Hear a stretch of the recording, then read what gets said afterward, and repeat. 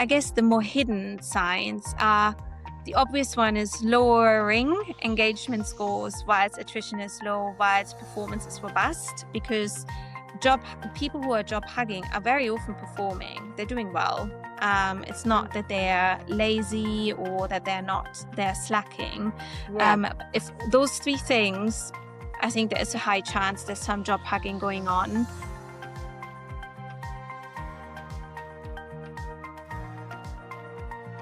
Hello, everyone. Welcome to the Smithfield Smackdown podcast, a podcast for leadership that work in investment-backed, creative and technology businesses.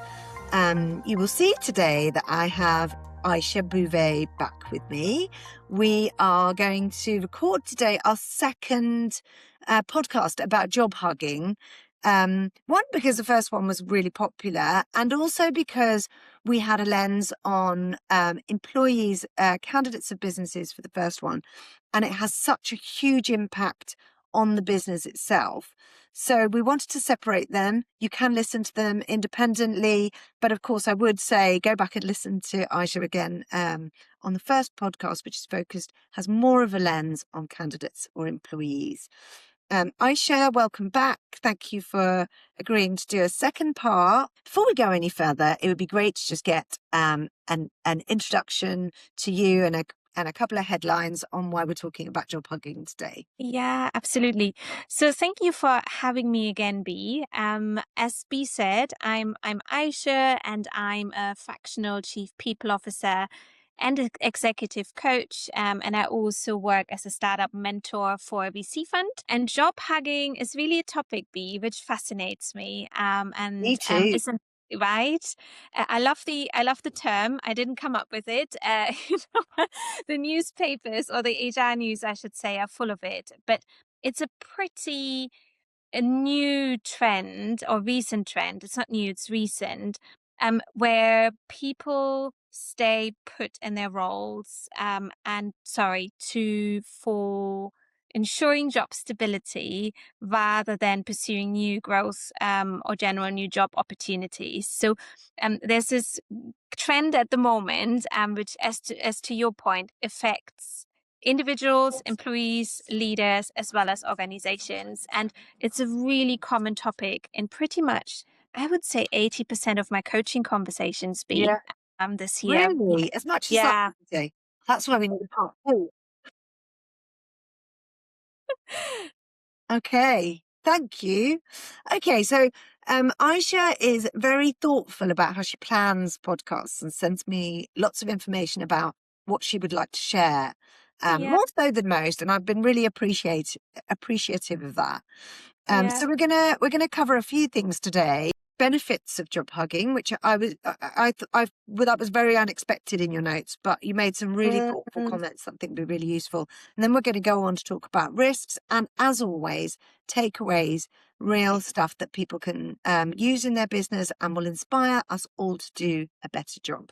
So yeah, if you could share, what are the benefits of job hugging? The benefits, the hidden benefits. So I think the number one benefit I see when it comes to job hugging from a business and organizational perspective is just general continuity and stability.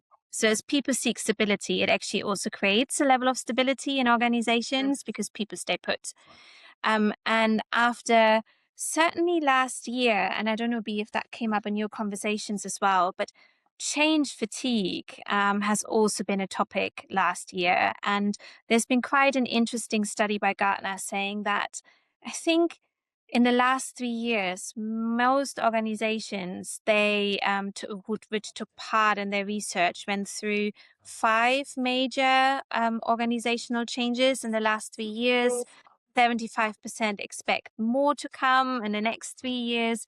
So where I'm going with this is there's a lot of change as a result of that change fatigue, and having some level of stability and continuity is actually a benefit. Can we talk a little bit about that change? Yeah, There's so many. I mean, it is a perfect storm in many ways, isn't it? it is. Can we talk a little bit about what's triggering all that change? And that resonates with me so much when I talk to leaders who say, the leadership or the SLT or the founding team are really zigzagging. And, personally, that's because some of the levers that you were pulling historically are not working. So we're having to change our Mhm. workflows, and that, of course, changes dynamic. Yeah.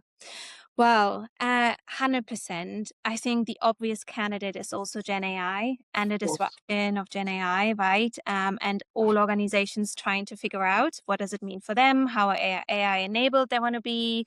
Some organizations even ask themselves, do we want to be AI first, and in which pockets? Like, I think that's a obvious candidate.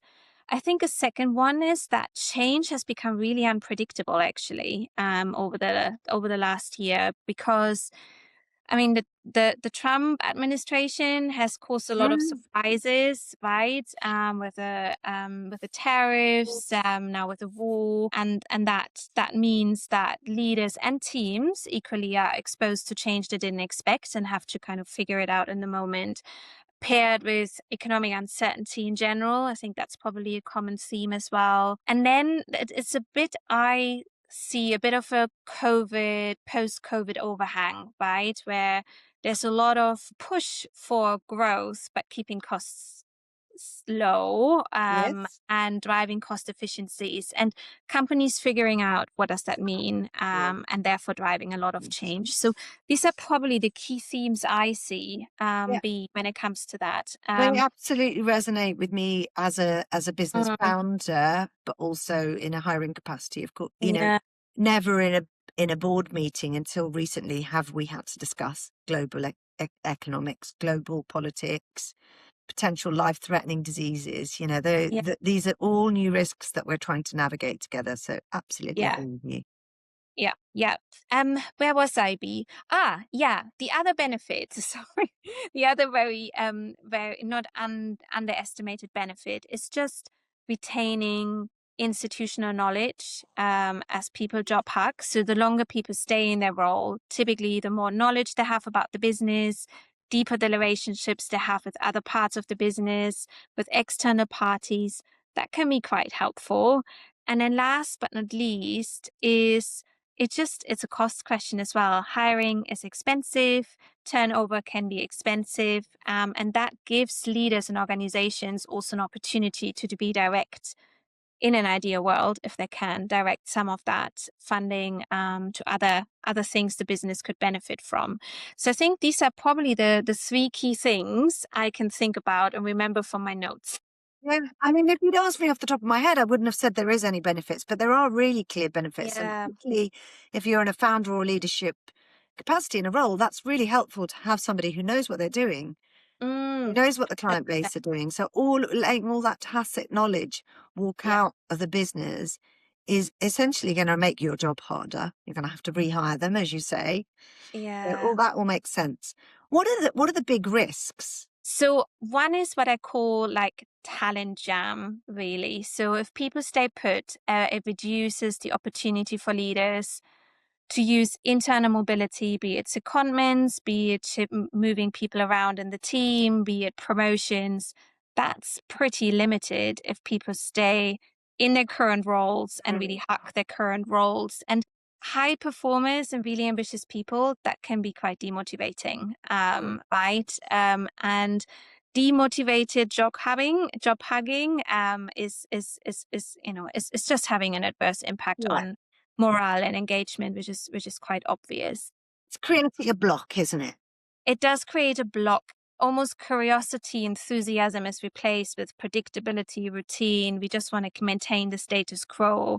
I'm saying this a little bit provocatively, right? It's not always as black and white, but Mm, that does something to people being willing to make discretionary effort, people being willing to really put themselves out there, and it just can then very easily impact the wider team, right? So I sure. think that's an obvious risk. Um, the other one, which I'm quite intrigued by, and not in a negative, not in a positive way, by the way, but it's the term quiet cracking. I think it's Oh, I called. haven't heard that one before. No, me Tell us neither. about quiet cracking.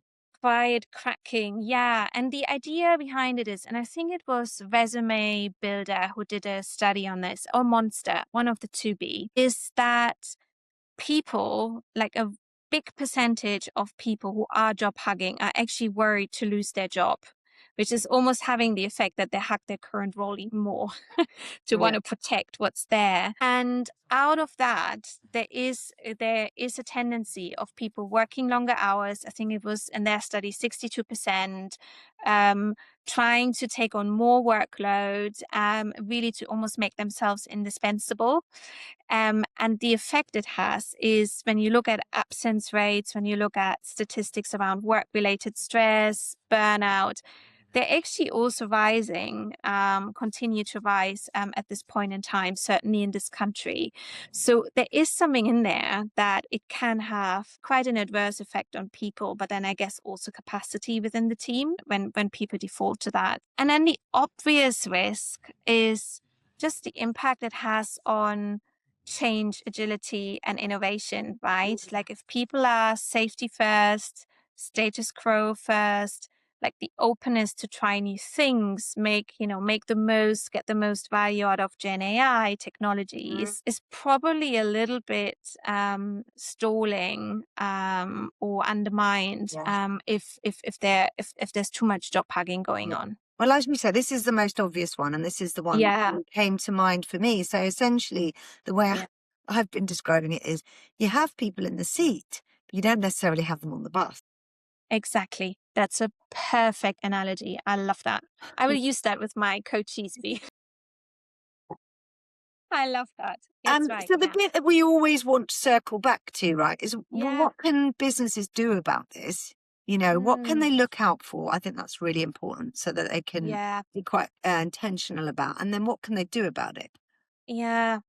So I think the key thing for me is always for leaders, what I always tell leaders is stop the guesswork, really have the conversation with people, and of course be more elegant than are you job hugging be, but Yeah. more in the stay conversation really, because a lot of people who are job hugging might not necessarily also realize they're job hugging because there's so Mm. much job hugging happening around them as well. But really teasing out like what are the drivers to stay, what will be drivers to leave, where's their head at, what's working, what's not working for them. I think it's always the most powerful thing, and building that muscle amongst managers in your organization and then knowing what to do about it, Yeah. I think is quite powerful. But I guess the more hidden signs are the obvious one is lowering engagement scores while its attrition is low, while its performance is robust, because job people who are job hugging are very often performing. They're doing well. It's Mm. not that they're lazy or that they're slacking. Yeah. If those three things, I think there's a high chance there's some job hugging going on.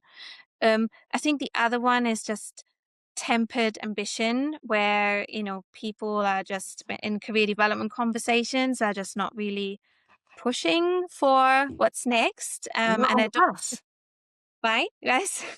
They're in the Right. seat, but they're not on the bus. Then Yeah. on the bus, exactly. I want to And ask you a question, if I may, because yeah, I think go that's for a it. really important point that you made Mm, about not being lazy and not being slacking yeah, and often being very good at their jobs because they've been there and they understand, which is why yeah. they're valuable.